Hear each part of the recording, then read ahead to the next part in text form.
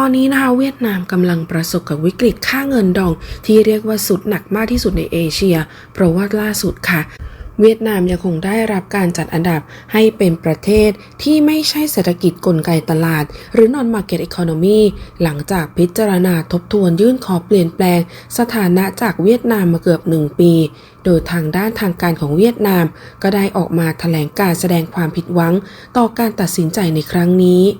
ซึ่งล่าสุดค่ะทางด้านรอยเตอร์สก็ได้ออกมารายงานว่ากระทรวงพาณิชย์สหรัฐได้ประกาศว่าจัดอันดับให้เวียดนามนั้นเป็นประเทศ NME หลังจากที่ได้มีการทบทวนการยื่นขอเปลี่ยนแปลงสถานะเป็นเวลาเกือบ1 ปี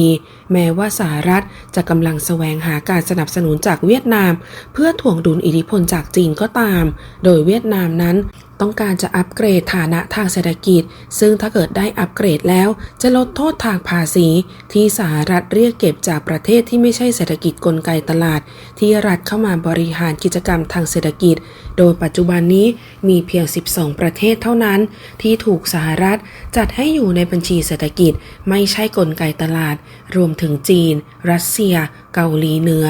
และอาเซอร์ไบจันโดยมีหลายๆฝ่ายค่ะมองว่าเวียดนามนั้นกำลังถูกใช้เป็นศูนย์กลางการผลิตจากบริษัทจีนเพิ่มมากขึ้นโดยบริษัทจีนเหล่านั้นต้องการจะหลีกเลี่ยงมาตรการของสหรัฐที่ควบคุมสินค้านำเข้าจากจีนแต่ว่าการเลื่อนสถานะเวียดนามได้รับการสนับสนุนจากผู้ค้าปลีกและกลุ่มธุรกิจอื่นๆบางกลุ่มโดยในปีนี้นะคะเป็นปีที่ค่าเงินดองของเวียดนามนั้นอ่อนค่ามากที่สุดเป็นประวัติการณ์ค่ะโดยธนาคารเวียดนามได้เตรียมตัวเข้าแทรกแซงหลังจากเงินดองนั้นอ่อนค่ามากที่สุดในช่วงกลางเดือนพฤษภาคมที่ผ่านมาโดยทางด้านผู้ว่าการธนาคารกลางเวียดนามได้ออกมาเปิดเผยว่าธนาคารกลางเวียดนามจะติดตามอัตราแลกเปลี่ยนของค่าเงินดองต่อไปท่ามกลางความผันผวนของค่าเงินในตลาดโลกพร้อมกับกล่าวว่าธนาคารกลางเวียดนามได้มองเห็นความเป็นไปได้ที่ความต้องการดอลลาร์นั้นน่าจะอ่อนค่าลงเพราะว่าบริษัทต่างๆได้เพิ่มการซื้อดอลลาร์ล่วงหน้าโดยหน่วยงานทางด้านการเงินได้คาดการณ์ว่าค่าเงินดองน่าจะแข็งค่าขึ้นภายในช่วงสิ้นปี 2567 ซึ่งจะเป็นเวลาที่ธนาคารกลางสหรัฐจะเริ่มลดอัตราดอกเบี้ยซึ่งค่าเงินดองนั้นอ่อนค่าลงอย่างมากจากความไม่แน่นอนทั่วโลกรวมถึงความล่าช้าในการปรับลดอัตราดอกเบี้ยของเฟดที่ได้คาดการเอาไว้ส่งผลต่อการเติบโตของการนำเข้าที่แซงหน้าการส่งออกและส่งผลต่อความต้องการในการใช้เงินดอลลาร์ซึ่งเงินดองของเวียดนามนั้นอ่อนค่าลงอย่างมากกลายเป็นสกุลเงินที่มีประสิทธิภาพแย่ที่สุดของเอเชียในเดือนพฤษภาคมที่ผ่านมา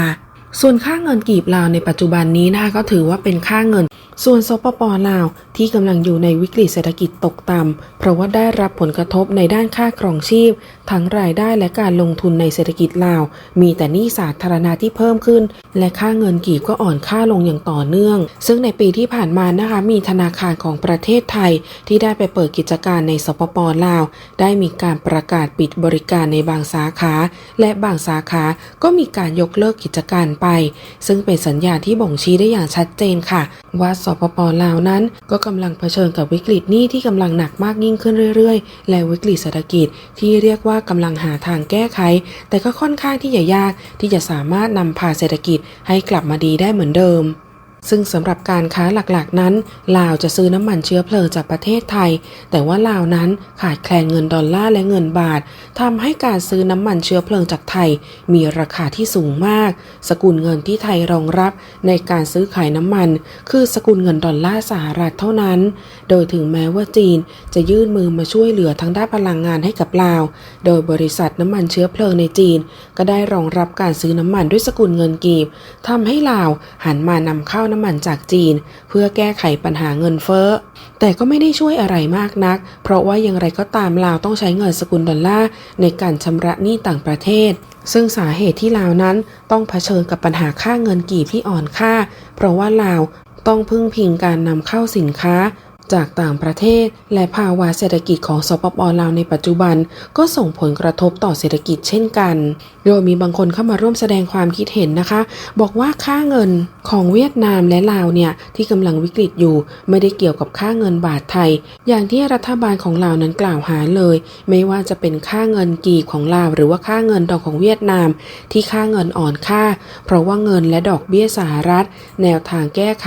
ก็คือจะต้องเทขายดอลลาร์หรือบางทีอาจจะต้องเปลี่ยนเงินกีบเงินดองเป็นเงินสดมาถือแทนบางคอมเมนต์ค่ะก็บอกว่าเวียดนามแตกต่างจากลาวนิดนึงแต่นิสัยเวียดนามคงจะไม่เหมือนกับลาวเพราะว่าเวียดนามน่าจะมีการบริหารที่ดีกว่าแต่ว่าตอนนี้ลาวกู้หนี้จนท่วมประเทศไปหมดแล้วไม่เคยโทษตัวเองค่าเงินกีบอ่อนก็มาโทษไทยหาว่าคนไทยเป็นต้นเหตุของค่าเงินกีบที่อ่อนค่าลง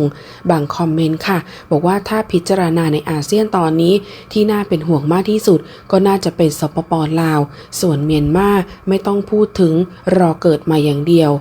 ตอนนี้สื่อต่างประเทศกำลังจับตามองเพราะว่าเป็นยุคของอาเซียนที่เงินกำลังจะไหลออกจากจีนไปยังประเทศต่างๆเยอะบางคอมเมนต์ก็บอกว่าการที่อัตราค่าเงินของแต่ละประเทศเนี่ยเริ่มต่ำลงเรื่อยๆเป็นสัญญาณของฟองสบู่ที่เริ่มจะแตกหรือเปล่าบางคอมเมนต์ค่ะก็บอกว่าพวกที่คิดไม่ดีกับประเทศไทยก็จะเป็นแบบนี้แหละเขาจะต้อยต่ำลงไปเองไม่ว่าประเทศอะไรก็ตามบางคอมเมนต์ค่ะบอกว่าการที่ค่าเงินดอกของเวียดนามอ่อนค่าคงจะไม่มีปัญหามากนักเพราะว่ามีนักลงทุนเยอะทรัพยากรบุคคลก็เยอะหนุ่มๆสาวๆในวัยทำงานก็มีเยอะมากทรัพยากรธรรมชาติก็ยังมีเหลือเฟือสามารถนำมาใช้ได้อย่างน้อย 10-20 ปีแบบไม่ต้องเสียดายและยังมีที่ดินชายแดนเพิ่มขึ้นอีกอย่างน้อยๆ4จังหวัดสรุปเวียดนามน่าจะมีต้นทุนดีกว่าไทยเราเพียงแค่ไทยเราไม่ได้มีลูกน้องที่ดีเหมือนกับเวียดนามเท่านั้นเองขอแอบบอกลูกน้องของเวียดนามในที่นี้ก็คือสปป.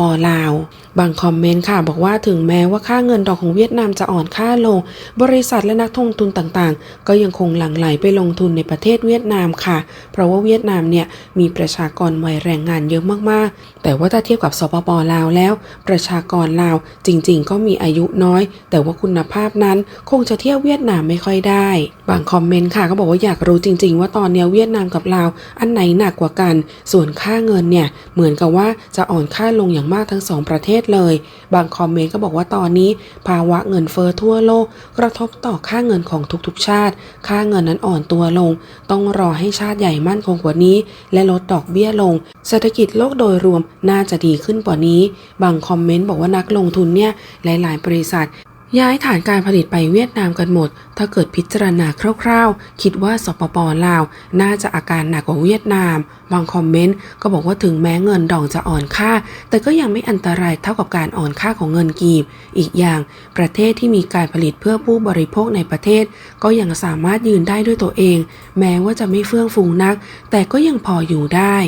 บางคอมเมนต์ก็บอกว่าเวียดนามเนี่ยน่าจะไม่เป็นห่วงอะไรหรอกเพราะว่ายังมีการลงทุนจากต่างประเทศเยอะแต่ว่าถ้าเกิดมีการถอนการลงทุนออกจากในประเทศแบบนั้นถึงจะน่าเป็นห่วงบางคอมเมนต์ก็บอกว่าเงินกีบกับเงินดองเนี่ยเป็นสองพี่น้องที่มีผู้นำเดียวกันเขาก็คงจะมีอุดมการณ์คล้ายๆกันบางคอมเมนต์ก็บอกว่าถ้าเกิดพิจารณาคร่าวๆตอนนี้เหมือนกับสปป.ลาวกับเวียดนามค่าเงินน่าจะกำลังวิกฤตมากที่สุดแล้วในตอนนี้